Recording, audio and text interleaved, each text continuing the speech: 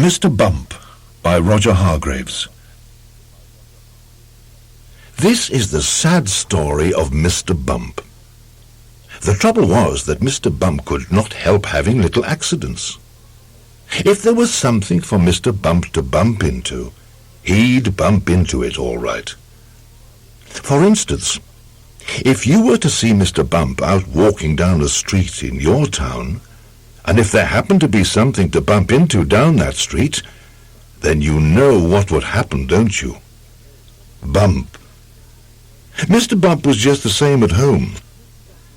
He lived in an extremely nice home, but even there he couldn't help having those little accidents.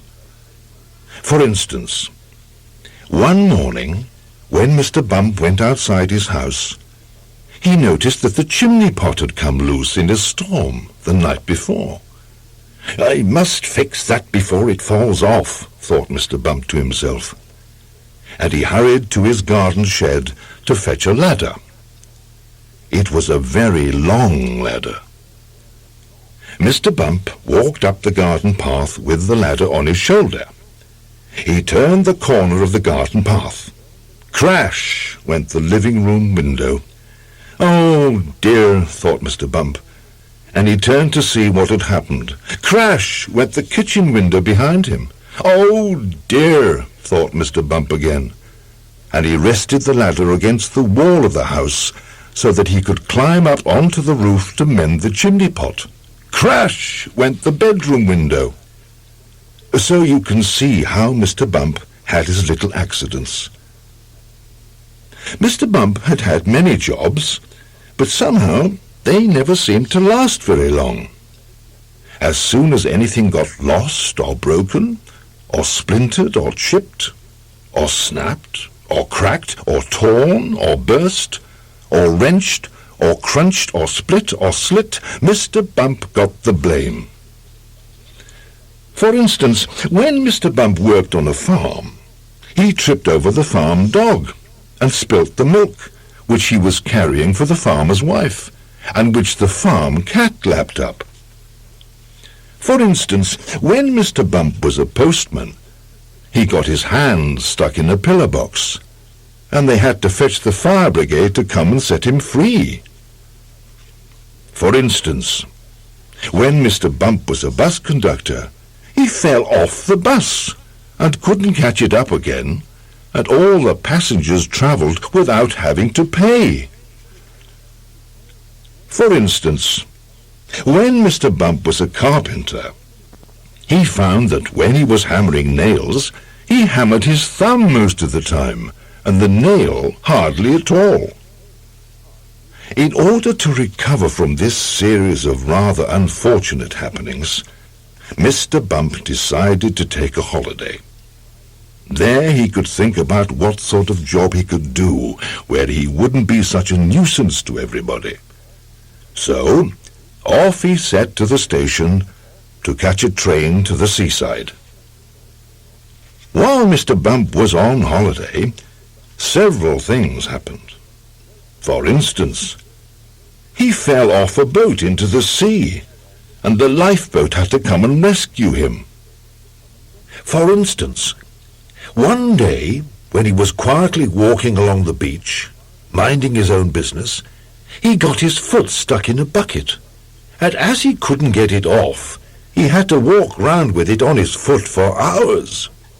For instance, another time he was walking along the beach, he walked straight into a large hole that somebody had dug, and he had to stay there all night because he couldn't climb out on his own. However, despite all these little accidents, Mr. Bump enjoyed his holiday, and while he was there, he had a splendid idea about what sort of job he should do. It was quite the best idea Mr. Bump had ever had, an absolutely splendid idea. And now, Mr. Bump works happily for Mr. Barley, the farmer. Mr. Barley has a rather large apple orchard on his farm, and that's where Mr. Bump works. Mr. Bump's job is picking apples. But he doesn't use a ladder to climb up the tree to pick the apples like other apple pickers. Oh, no. Mr. Bump has a much better way of picking apples than that. He just walks about. And before long, Mr. Bump, being Mr. Bump, walks into a tree. Bump! And down falls an apple, and Mr. Bump catches it.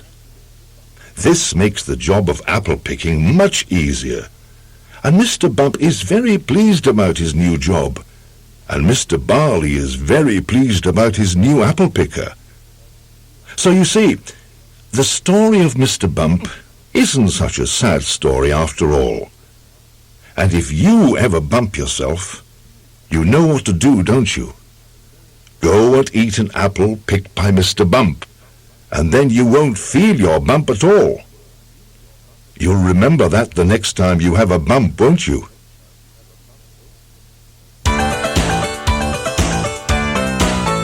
Mr. Bump has more accidents than anyone I know. Mr. Bump is all bandaged from his head down to his toe. Mr. Bump just keeps bumping into everything in sight, and it doesn't matter if it's on his left or on his right. Bump, crash, smash, jingle, bing, bang, boom. Bump, crash, smash, jingle, bump. Oops! Ow, that hurts! When Mr. Bump worked upon a farm, he tripped over a dog, and he spilled all the farmer's milk upon the courtyard floor. The farmer's wife got angry, and the little dog he loved, but the farmyard cat he didn't mind, he lapped the milk right up. Bump, crash, smash, tingle, bing, bang, boom. Bump, crash, smash, jingle, bump. Oops! Ow, that hurts! When Mr. Bump was a carpenter, he hammered home a nail, but he missed the head completely and he hit his finger. Ow! His little thumb swelled up so big it looked like a balloon. It throbbed and hurt, he yelled. Yeah, I hope it's better soon. Bump, crash, smash, tingle, bing, bang, boom. Bump, crash, smash, tingle, bump. Oops! Ow, that hurts! Bumping into doors and bumping into bikes, bumping into windows and bumping into trucks. Mr. Bump is worse than Humpty Dumpty when he falls, but he really can't help it at all. Mr. Bump has more accidents than anyone I know. Mr. Bump is all bandaged from his head down to his toe. Mr. Bump just keeps bumping into everything in sight, and it doesn't matter if it's on his left or on his right. Bump, crash, smash, tingle, bing, bang, boom. Bump, crash, smash, tingle, bump. Oops! Ow, that hurts! While Mr. Bump was on holiday, cruising on a boat, Mr. Bump he strolled around the deck and let us home he wrote. But the wind blew up and Mr. Bump he fell over the side, and the lifeboat had to rescue him and hang him out to dry.